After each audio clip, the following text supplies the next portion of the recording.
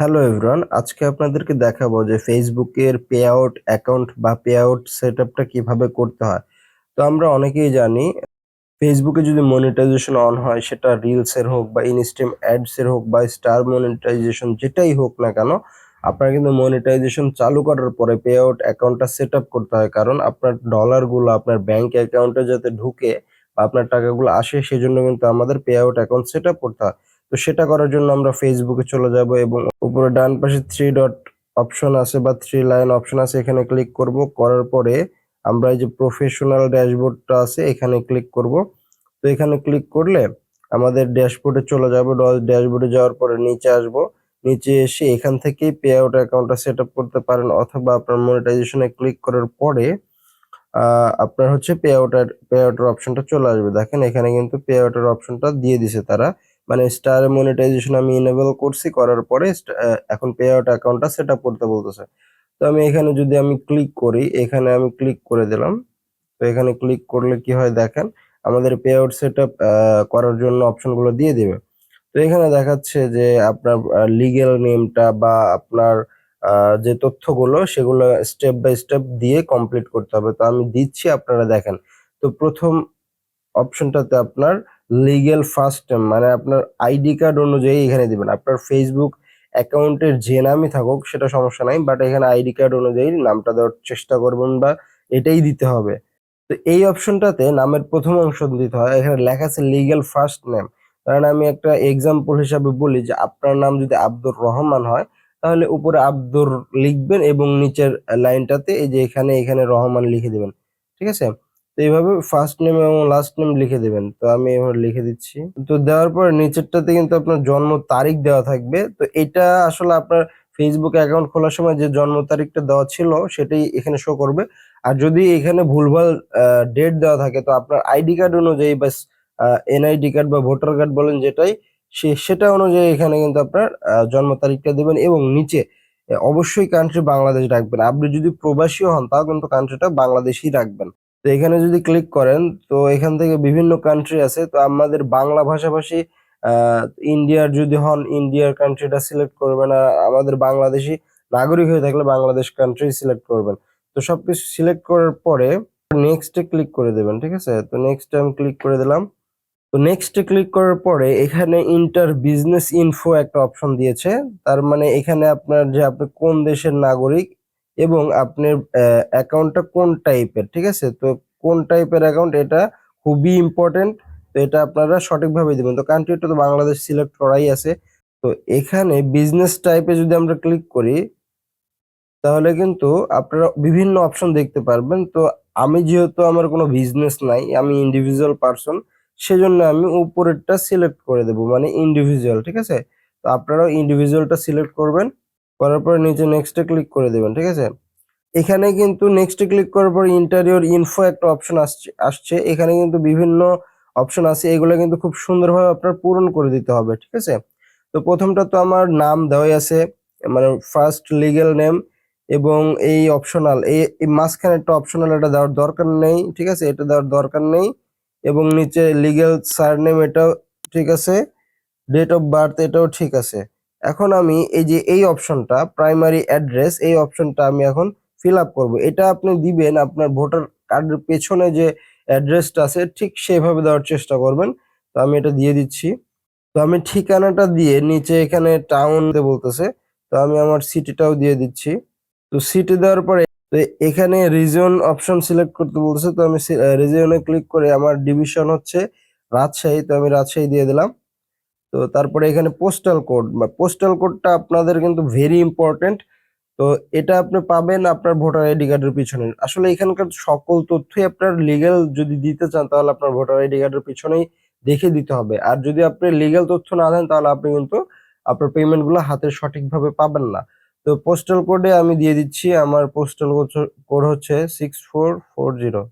তো post code দিয়ে দিলাম। পোস্ট কোড দেওয়ার পরে এখানে কান্ট্রি কোডটা যদি ক্লিক করে দিই, কান্ট্রি কোড হচ্ছে আমাদের বাংলাদেশের জন্য +880, এখানে দিলাম। তারপর নিচে একটি ফোন নাম্বার দিতে হবে। তো ফোন নাম্বার অপশনটাতে আপনারা একটু ফোন নাম্বার দিয়ে দিবেন। ঠিক আছে? একটা সচল ফোন নাম্বার দেওয়ার ট্রাই করবেন এবং তার নিচের একটা ইমেল অ্যাড্রেস দিতে বলতেছে, এটা আপনার ইমেল অ্যাড্রেসটা দিয়ে দিবেন। ইমেল দেওয়ার পরে নিচে ট্যাক্স আইডেন্টিফিকেশন নাম্বার বা টিন নাম্বার যেটাই বলেন এটা কিন্তু দিতে হবে। এটা ইটস ভেরি ইম্পর্টেন্ট, কারণ টিন নাম্বার ছাড়া আপনার কখনোই কিন্তু এই সেট আপটা কমপ্লিট হবে না, কারণ টিন নাম্বার দিতেই হবে। আর আপনারা যারা টিন সার্টিফিকেট কিভাবে খুলতে হয় সেটা জানেন না, তো আমি ডেসক্রিপশনে একটি লিঙ্ক দিয়ে দিয়ে দিব যে টিন সার্টিফিকেট বা টিন নাম্বার আপনি কিভাবে খুলবেন সেটার ভিডিওটা ডেসক্রিপশনে পেয়ে যাবেন। আপনারা দেখে যদি টিন নাম্বার না থাকে তাহলে একটা টিন সার্টিফিকেট খুলে নেবেন, ঠিক আছে। তো আমি এখন এখানে টিন নাম্বারটা বসাবো। তো টিন নাম্বার বসানোর পরে নিচে একটা অপশন আছে ভ্যাট জিএসটি, এটা আপনার দরকার নেই, এটা অপশনাল। তো সবকিছু দেওয়া হয়ে গেলে নিচে টিক চিহ্নে ক্লিক করে আমরা নেক্সটে ক্লিক করে দিলাম। তো আপনার ইনফরমেশন গুলো আবার চেক করে নেবেন, নিয়ে তারপরে কিন্তু নেক্সটে ক্লিক করবেন যে ঠিকঠাক আছে কিনা। তো আমার সবকিছু ঠিক থাকার পর নেক্সটে ক্লিক করার পর এখানে পেমেন্ট যে অপশনটা বা ব্যাংক অ্যাকাউন্ট সেটআপের যে অপশনটা সেটা কিন্তু চলে আসছে। তো এখানে দেখতে পাচ্ছেন ম্যানুয়ালি লিংক ব্যাংক অ্যাকাউন্ট এবং লিংক পেপাল। তো আমাদের পেপাল নাই যেহেতু, তো আমরা উপরেরটাতে সিলেক্ট করে আমরা নিচে লিংক পে আউট মেথডে ক্লিক করে দেব। তো দেখেন আমি যখনই ম্যানুয়ালি লিংক ব্যাংক অ্যাকাউন্টে ক্লিক করলাম তো এখানে আমার কান্ট্রিটা চলে আসছে। তো বা কান্ট্রি আমরা বাংলাদেশে রাখবো যেহেতু আমরা বাংলাদেশের নাগরিক। তো এখানে অ্যাকাউন্ট হোল্ডার নেম মানে আপনার ব্যাংক অ্যাকাউন্টটা যার নামে খোলা আছে তার ব্যাংক অ্যাকাউন্টের নেমটা লাগবে বা যিনি মালিক তার নামটা লাগবে। তো অনেকের একটা ভুল ধারণা আছে যে যার নামে ফেসবুক অ্যাকাউন্ট তার নামেই ব্যাংক অ্যাকাউন্ট থাকতে হবে, তো এটা আসলে রং। তো আপনার ফেসবুক অ্যাকাউন্ট একজনের নামে থাকতে পারে, আপনার ব্যাংক অ্যাকাউন্ট অন্যজনের নামেও থাকতে পারে, কোনো সমস্যা নেই। তো এখানে যার নামে ব্যাংক অ্যাকাউন্ট অ্যাড করবেন তার নামটা এখানে দিয়ে দিবেন, ঠিক আছে। ব্যাংক অ্যাকাউন্টে যেভাবে আছে ঠিক সেইভাবে দিতে হবে। তো ব্যাংক অ্যাকাউন্টের হোল্ডার নেম দেওয়ার পর নিচে সুইফট কোড আছে, এখানে এই সুইফট কোডটা কিন্তু খুবই গুরুত্বপূর্ণ। তো এটা আপনারা কোথায় পাবেন, আপনার গুগলে সার্চ দিলে কিন্তু পেয়ে যাবেন। তো দেখেন আমি একটা নোটপ্যাডে আমি এগুলো আগে থেকে লিখে রাখছি যাতে আমার বারবার আমার খুঁজতে না হয়। তো আপনারা এরকম নোটপ্যাডে লিখে রাখবেন, লিখে আপনার ব্যাংক অ্যাকাউন্টের নাম, আপনার সুইফট কোড এবং অ্যাকাউন্ট নাম্বার এগুলো কিন্তু আগে লিখে রাখবেন, ঠিক আছে। তো এখান থেকে আমি সুইফট কোডটা কপি করব। তো আমার ইসলামী ব্যাংকের অ্যাকাউন্ট এর জন্য সুইফট কোডটা এখান থেকে কপি করবো, আপনারা গুগলে সার্চ করলে কিন্তু পেয়ে যাবেন। তো আপনার এগুলা কিন্তু দরকার হবে। এখন এখান থেকে আমি সুইফট কোডটা কপি করে আমি আবার এখানে চলে আসলাম, আসার পরে এখানে পেস্ট করে দিলাম, ঠিক আছে। সুইফট কোডটা ইম্পর্টেন্ট এর জন্য যে সুইফট কোড না ঠিকঠাক মতো না দিলে আপনার ব্যাংকে কিন্তু এই ডলারগুলো ঢুকবে না, ঠিক আছে। তো সুইফট কোড দেওয়ার পরে নিচে ব্যাংক অ্যাকাউন্ট নাম্বার।